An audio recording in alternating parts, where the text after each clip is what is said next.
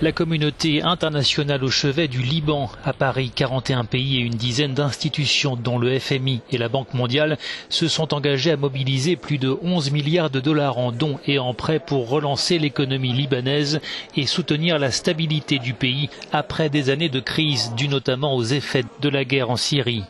La France, notamment, allié historique du Liban, va accorder à Beyrouth 550 millions d'euros.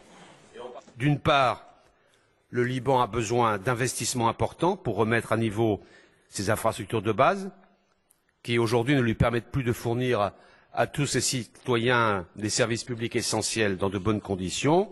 Et d'autre part, le Liban a besoin de réformes d'ampleur de son économie, à la fois réformes structurelles et réformes sectorielles. Pour le Premier ministre libanais Saad Hariri, l'enjeu va bien au-delà des frontières de son pays.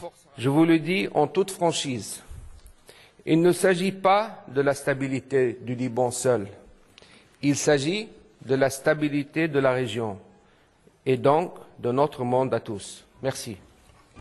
Frontalier de la Syrie, le Liban est après la Turquie le pays ayant accueilli le plus de réfugiés syriens, près d'1 million, soit environ un quart de sa population. Cet afflux de réfugiés a lourdement pesé sur son économie, ses infrastructures et ses services sociaux déjà fragiles. À la crise économique s'ajoute une crise politique profonde, avec en toile de fond une guerre d'influence entre l'Arabie saoudite et l'Iran. Dans un mois auront lieu au Liban les premières élections législatives depuis 9 ans.